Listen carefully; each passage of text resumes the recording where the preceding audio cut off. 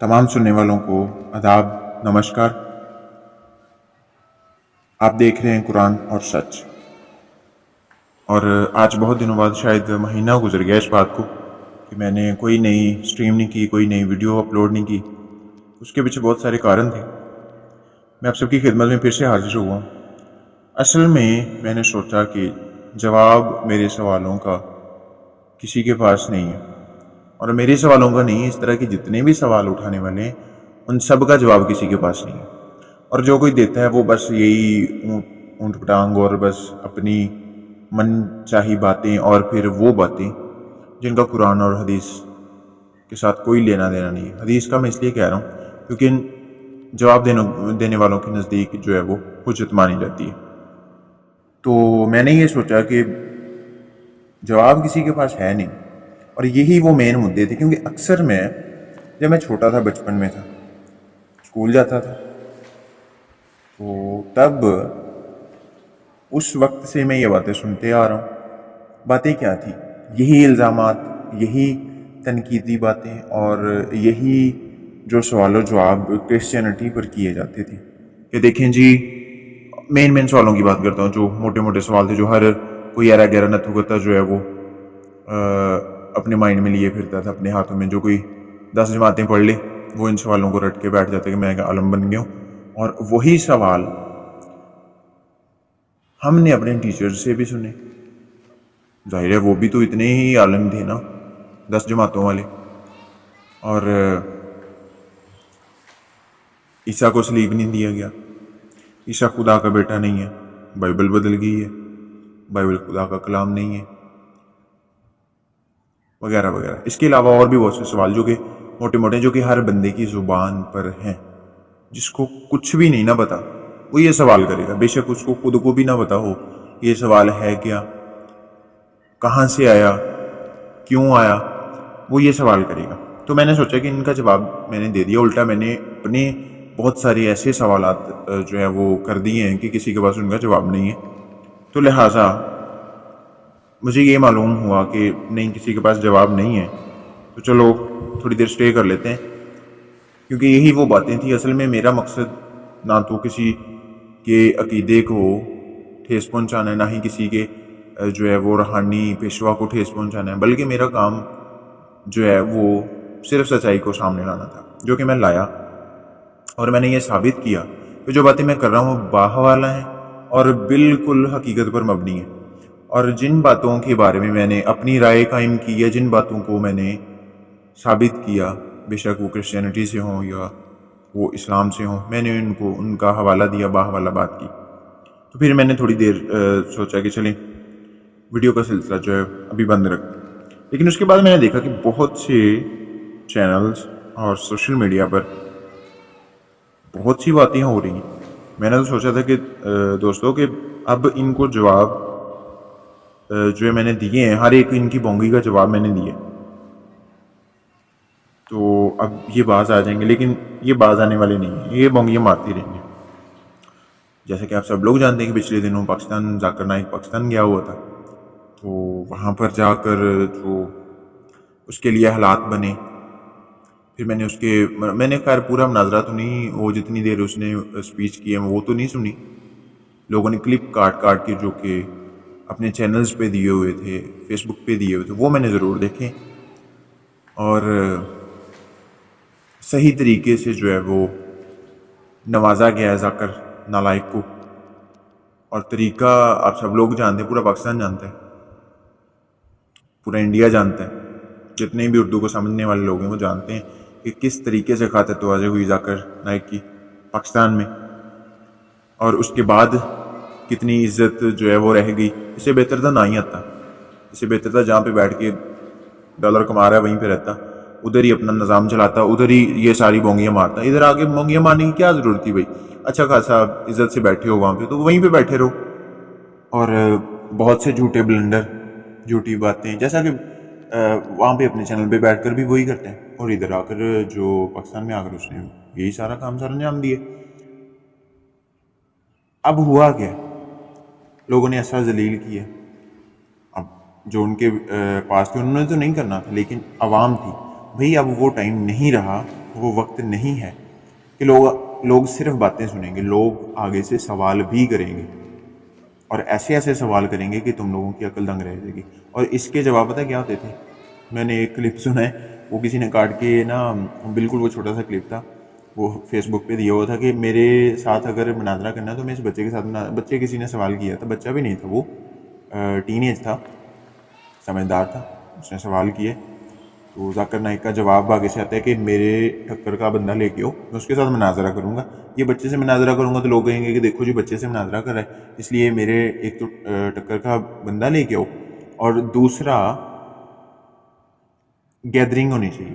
उसने कहा कि 10 लाख मेरी सबसे जो बड़ी गैदरिंग 10 लाख है इंडिया में, तो चलो 10 लाख ना लाओ, कम ले आओ, तो इतने लोग होंगे तो फिर मैं मुनाजरा करूंगा। ओ भाई, तुम्हें किसने कहा है कि यहाँ पर आके इस तरह की बातें करो? तुम्हें किसने अलाउ किया है कि तुम अपना काम करो, तुम उस बच्चे के सवाल का जवाब दो। जिसने पूछा, एक खातून थी पठान, उसने जवाब दिया कि ये जो हमारे मौलवी साहिब हैं, मौलाना साहिब हैं, इतनी बड़ी बड़ी दाढ़ियाँ रखी हुई हैं इन्होंने, ये बच्चों का बलात्कार करते हैं, बच्चों का रेप करते हैं, बच्चों के साथ ज्यादती करते हैं, उनके साथ सेक्स करते हैं, तो इनके साथ जो है वो क्या होना चाहिए? क्या ये कुरान सुन्नत के खिलाफ है या कुरान सुन्नत के मुताबिक है? इसका उन्होंने जवाब नहीं दिया। तो इसी बात को मिर्ज़ा इंजीनियर ने फिर उसी के मुंह पर उसी की बातें मारते हुए, जाकिर नाइक की बातें मारते हुए इसका जवाब ये दिया कि देखो भाई, ये हमारे जो मौलवी साहिबान हैं ये ऐसा करते हैं, और जाकिर नाइक ने डर के मारे उनसे कि वो उनके यहाँ मेहमान आया हुआ था, इसलिए उसने इस बात का जवाब नहीं दिया, क्योंकि वो जितने भी उधर बैठे हुए थे शायद वो हो सकता है इस काम में मुलविस हों, तो इसलिए उसने जवाब नहीं दिया। तो इंजीनियर कहता है कि ये इसने डर के इस बात का जवाब नहीं दिया, हालांकि ऐसा करते हैं, और इससे अंदाज़ा आप लगा लें कि ये वाकई जो है वो हकीकत पर मबनी बात है कि ऐसा होता है। लेकिन जाकिर नाइक ने इस बात का जवाब नहीं दिया, और वो पठान खातून थी, उसने इस बात का जो है वो सवाल उठाया, लेकिन इसका जवाब नहीं मिला। तो भाई आई किस लिए हो? इसी बात का जवाब देने के लिए आए हो ना, बातों के जवाब देने के लिए आए हो। कि जाहिर है जो कौम आगे से सवाल करेगी कि हमारे दीन का ये मसला है, हमारे दीन का ये मसला है, हमें इस बात की समझ नहीं आए, तो भाई तुम्हारा काम क्या है? तुम्हारा काम यही है ना, यही काम है ना, इसी के लिए आए हो ना, तो ठीक है जवाब दो। तो खैर ये वो बातें थी कि वो बड़े बड़े ब्लंडर और बड़ी बड़ी बातें, और लोगों को कहना कि मेरे साथ इतनी गैदरिंग लेके हो फिर मुनाजरा करो, ये बड़ी नामाकूल सी बात है एक ऐसे बंदे के लिए, एक ऐसे स्कॉलर के लिए। तो वो कहे कि पहले मेरे लिए गैदरिंग इकट्ठी करो। और भाई ये काम बंदा इतनी गैदरिंग कहाँ से इकट्ठी करेगा? और मुझे नहीं लगता कि लोगों के पास इतना फालतू टाइम है। झूठी अपने चैनल पर बोलना था और झूठी जो है पाकिस्तान जाके बोलना, तो इससे बेहतर था ना वहीं पे रहते, वहीं पे अपना काम करते, और वही सही था। इतनी दूर से आए, ठीक है, इतनी दूर से जाकर बेइज्जती करवाना, इतनी दूर से जाकर जो है वो अपने साथ बेइज्जती लेकर आना, ये बड़ी मैं समझता हूँ एक शर्म की बात है।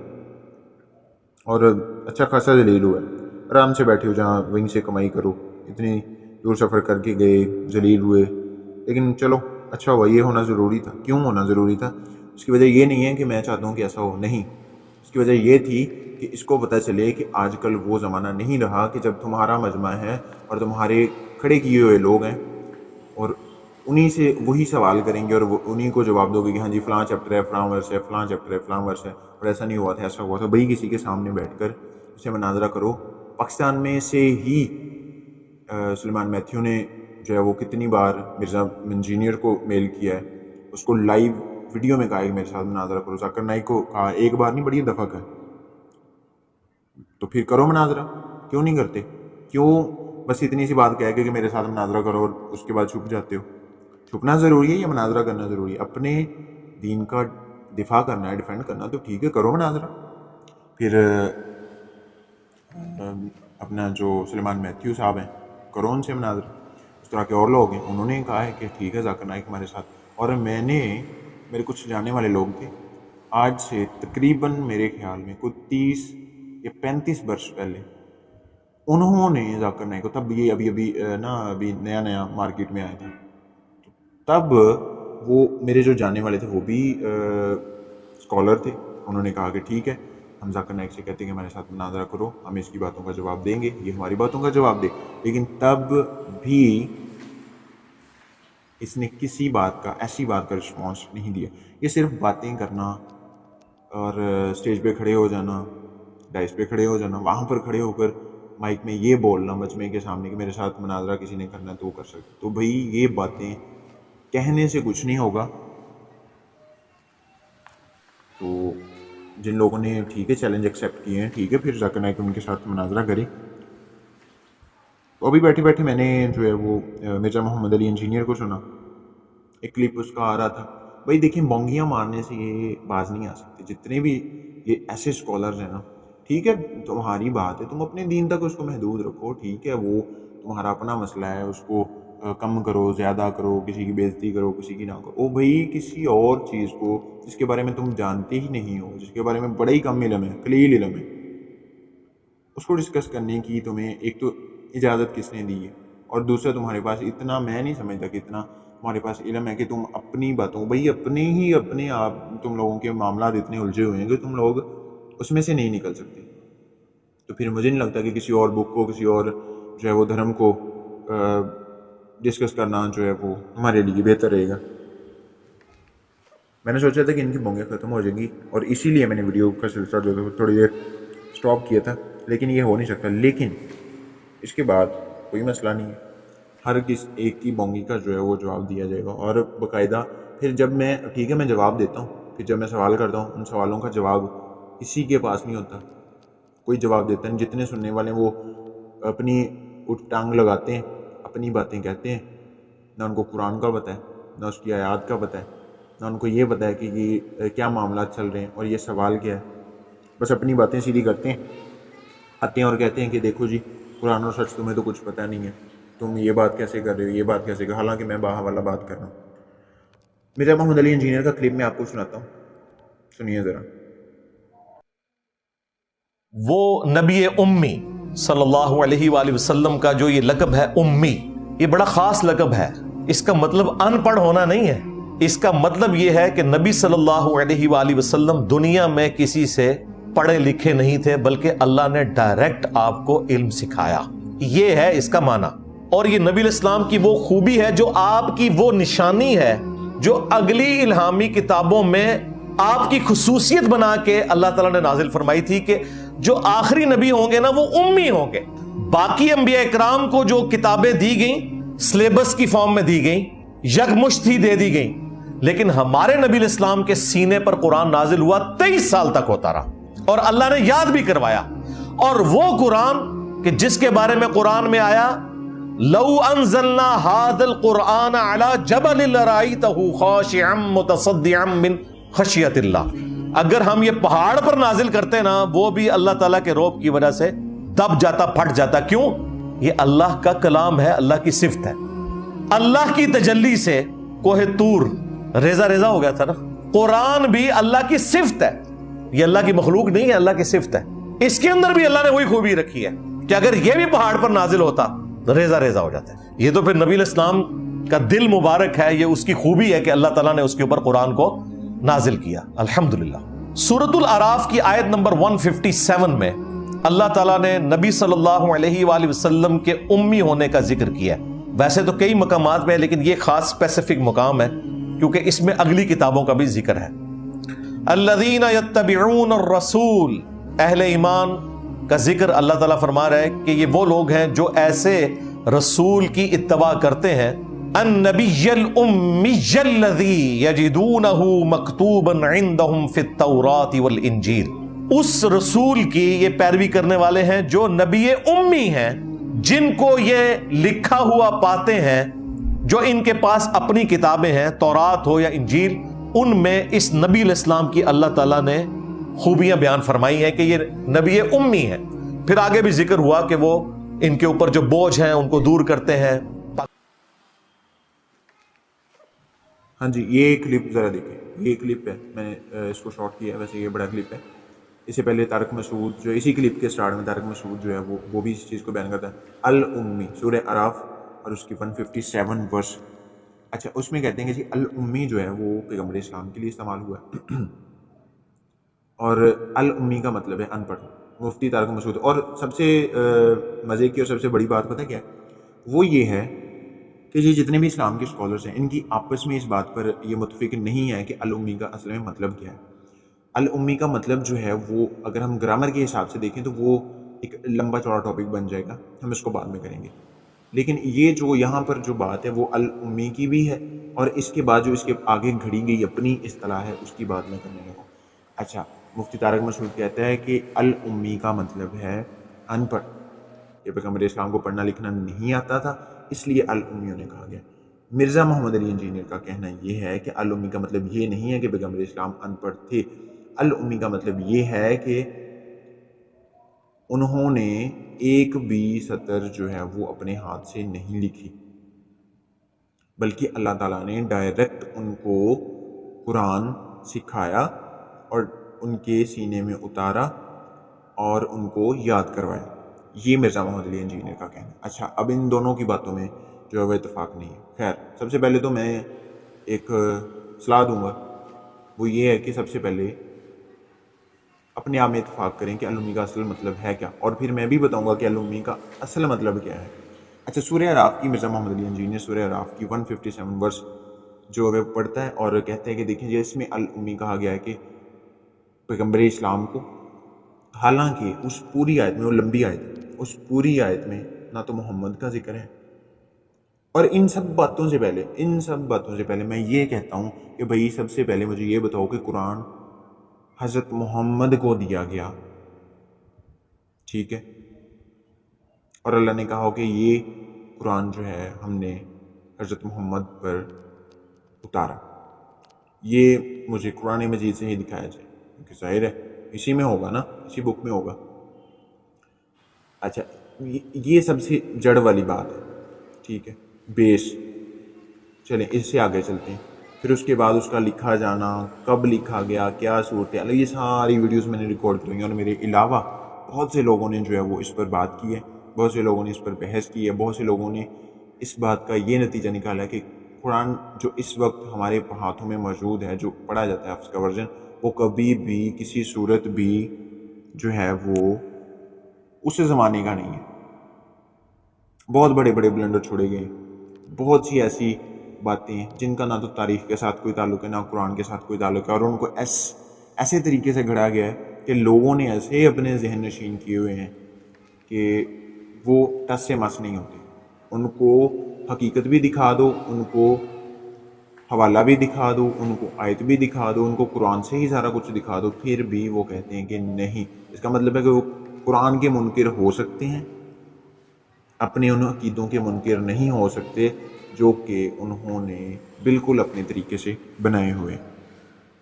تو مرزا محمد علی انجینئر نے جو 157 سورہ اعراف کی آیت دی ہے، میں اس کا ترجمہ آپ کو تھوڑا سا پڑھ کے دکھاتا ہوں کہ جو لوگ، میں پڑھتا ہوں، جو لوگ کہ ایسے رسول نبی امی کا اتباع کرتے ہیں، اب اس میں نہ تو محمد کا نام ہے، نہ جو ہے وہ الامی کا یہاں پر ترجمہ ہی ان کو بتایا گیا ہے، ٹھیک ہے، جن کو وہ لوگ اپنے پاس تورات اور انجیل میں لکھا ہوا پاتے ہیں۔ اب اس بات کو مرزا انجینئر کہتا ہے کہ پیغمبر اسلام کا نام جو ہے وہ لوگ تورات اور انجیل میں لکھا ہوا پاتے تھے، ٹھیک ہے۔ کسی صورت ان باتوں کا مطلب بالکل بھی یہ نہیں بنتا کہ پیغمبر اسلام کا نام جو ہے وہ تورات اور انجیل میں لکھا ہوا پاتے تھے۔ جو لوگ کہ ایسے رسول نبی امی کا اتباع کرتے ہیں، ایسے رسول نبی، کون رسول نبی، کون اور کون نبی، کسی کا نام آیا یہاں پر؟ مرزا انجینئر دوسروں کو بڑا سبق دیتا ہے، تم فلاں ہو، تم فلاں ہو، کبھی وہابی، کبھی شیعہ کو، کبھی بریلویوں کو، کہ تم نے یہ کر دیا، تمہارے بڑوں نے یہ کر دیا۔ بھائی تم کیا کر رہے ہو؟ تم بھی تو وہی جو ہے وہ کام سر انجام دے رہے ہو نا، جس چیز کا جواز ہی نہیں ہے۔ آپ مجھے بتاؤ ذرا، چلو میں تو اردو پڑھ رہا ہوں نا، چلو عربی پڑھ کے بتاؤ، جس کسی کو جواب دینے کی کھجلی ہو وہ ذرا عربی پڑھ کے مجھے سنائے اور اس میں بتائے کہ کہاں پر کس نبی کا۔ چلو میں کہتا ہوں کہ یہاں پر موسیٰ کی بات ہو رہی ہے، کیونکہ آپ کانٹیکسٹ پڑھ لیں، آگے والی آیتیں اور اس آیت کے پیچھے والی آیتیں پڑھ لیں، آپ کو آگے والی آیتیں اور پیچھے والی دونوں میں موسیٰ کا ذکر ہوگا۔ چلو میں اس بات کا کلیم کر دیتا ہوں کہ یہ موسیٰ کی بات ہو رہی ہے، कौन साबित करेगा कि ये प्रॉफिट मोहम्मद की बात हो रही है? कौन साबित कर सकता है? कोई साबित कर सकता है? किसी तौर पर भी कोई साबित कर ही नहीं सकता, क्योंकि ना तो कॉन्टेक्स्ट, चलो ये हो ना कि इस आयत में नाम नहीं आता, चलो कॉन्टेक्स्ट में पीछे से बात चल रही है कि पैगम्बर इस्लाम की बात हो रही है, prophet Mohammad peace be upon him की बात हो रही है। भाई ऐसा भी नहीं है, ना तो कॉन्टेक्स्ट में बात है और ना इस वर्स में बात है कि पैगम्बर इस्लाम की बात हो रही है। भाई ये बात हो रही है, मैं नहीं जानता किस रसूल की बात हो रही है। चलो किसी के पास कोई बात है तो बताओ, मिर्जा इंजीनियर ही बता देगी किस रसूल की बात हो रही है। एमी अल उम्मी को जो है वो पैगम्बर इस्लाम के साथ जोड़ दिए। मैं कहता हूँ कि ये मूसा की बात हो रही है, मैं कहता हूँ कि हारून की बात हो रही है, मैं कहता हूँ कि ये हज़रत दाऊद की बात हो रही है। कोई साबित कर सकता है? जैसे आप लोगों ने क्लेम कर दिया, मैं भी कह देता हूँ कि हज़रत दाऊद की बात हो रही है, ये अल उम्मी इसको कहा गया। सबसे पहले तो मुझे अल उम्मी का मतलब बताया जाए ना, फिर उसके बाद मैं भी बताऊँगा कि अल उम्मी का असल मतलब है क्या। ये बातों के बतंगड़ और ये अपनी घड़ी हुई बातें और अपनी इस्तिलाहें ये लगा लगा कर, यही वो बोंगी हैं जो हर वक्त मारते रहते हैं, हर वक्त मारते रहते हैं और बस अपनी कुर्सी पे बैठे हैं और बस बोंगी पे बोंगी चल रही है और लोग आगे, वो आगे सुनने वाले भी वैसे ही हैं, उनका भी बस ऐसे ही है। वो भी समझते कि बस ठीक है, जो इसने कह दिया वो सच है। मुफ्ती मसूद के सुनने वाले कहते हैं कि जो ये कह रहा है ये हक है, इंजीनियर के सुनने वाले कहते हैं कि जो ये कह रहा है हक है। बस ऐसे ही चल रहा है निज़ाम साहब। कोई किसी को कोई खबर नहीं है कि ये क्या पढ़ रहा है और क्यों पढ़ रहा है। चलो इनको नहीं खबर, लेकिन मुझे खबर है, मेरी तरह के और भी बेशुमार लोग हैं जिनको खबर है कि ये क्या जो है वो बोल रहा है और क्यों बोल रहा है। चलो मुझे इस आयत का बताओ, इसके अलावा भी अगर किसी में हो तो मुझे बताया जाए कि अल उम्मी जो है वो किसके लिए इस्तेमाल हुआ। फिर मैं बताऊंगा कि अल उम्मी जो है वो असल उसका मतलब क्या और वो किस नबी के लिए इस्तेमाल हुआ और किस नबी पर फिट बैठता है। इस आयत से तो ये साबित नहीं होता कि ये पैगम्बर इस्लाम के लिए, यानी कि ये प्रॉफिट मोहम्मद के लिए, ये आयत बिल्कुल भी जो है और ना ही इस बात का ये मतलब है कि वो तौरात और इंजील में नाम लिखा हुआ पता है तो भाई ये प्रॉफिट मोहम्मद की बात नहीं हो रही। और इसी क्लिप में जो मैंने अभी आपको दिखाया ना, इसी क्लिप में आगे चलकर ना मिर्ज़ा मोहम्मद अली इंजीनियर वही ड्यूट्रॉनमी का जो है ना इस्तिस्ना का हवाला देता है कि देखो जी वो तुम्हारे कज़नों में से, और इस्माइल और उसका जो भाई था इसराइल जिसको कहते हैं याकूब, सॉरी इसहाक और इस्माइल, ये दो आपस में भाई थे, दोनों अलग अलग बीवियों से थे, तो दो भाई हो गए, तो इनके आगे जो औलादें हैं वो आपस में कज़न हो गए। तो इस्तिस्ना में जो है वो ये बात हो रही है कि तुम्हारे भाइयों में से यानी तुम्हारे कज़नों में से यानी कि इस्माइल में से, हज़रत इस्माइल की नस्ल में से आगे तुम्हारे लिए एक नबी बर्पा करूँगा। ओ भाई किधर जा रहे हो, तुम्हारा दिमाग किधर जा रहा है, तुम्हारा दिमाग किधर जाके काम कर रहा है, किधर से बात उठाते हो, किधर मिला देते हो। अब सीधे सीधे तुम लोगों को वो जो है वो चीज़ नहीं मिल रही जिसको तुम साबित करना चाहते हो, तो इस तरीके से मिलाना शुरू कर दिया। इस बात का जवाब मैं बारहा दे चुका हूँ, लेकिन बोंगियाँ जारी हैं, बोंगियाँ जारी रहनी है, कोई मसला नहीं है इन बोंगियों का जवाब देने के लिए। मेरी तरह के और भी बेशुमार लोग हैं जो इन बोंगियों का जवाब देना जानते हैं। ना तो इस आयत से और ना ही इसके कॉन्टेक्स्ट से बिल्कुल भी ये साबित नहीं होता कि ये बातें प्रॉफिट मोहम्मद के लिए हो रही हैं। इसके कॉन्टेक्स्ट में बात हो रही है प्रॉफिट मोसेस की, मूसा की, तो मैं तो फिर यही समझूंगा कि ये मूसा की बात हो रही है, अल उम्मी उसको कहा गया। तो कोई है अगर कोई इस चीज़ को जानते है तो मुझे बताए, मुझे ये साबित करे कि ये अल उम्मी जो है वो प्रॉफिट मोहम्मद के लिए इस्तेमाल हुआ है। तो नाज़रीन अब आज तक के लिए इतना ही। हम ज़रूर मिलेंगे नेक्स्ट अपनी वीडियो में और नए टॉपिक के साथ, और मैं समझता हूँ कि ये आगे आने वाले टॉपिक जो हैं वो बड़े ही मज़ेदार होने चाहते हैं और होने भी चाहिए। और मैं जितने भी मेरे सुनने वाले दर्शक हैं मैं उन सबको फिर से इनवाइट करना चाहता हूँ इस चैनल पर, वो आएँ सुने और मुझसे जो है वो कमेंट करके मुझसे बात भी करें अगर उनको किसी चीज़ की समझ नहीं आ रही, या फिर वो मुझसे कोई सवाल करना चाहते हैं, या फिर कोई भी शख्स मेरे इन सवालों का जवाब देना चाहते हैं, वो मुझे मेल कर सकते हैं, मुझे कमेंट कर सकते हैं। तो आज तक के लिए इतना ही। खुदा हाफिज़।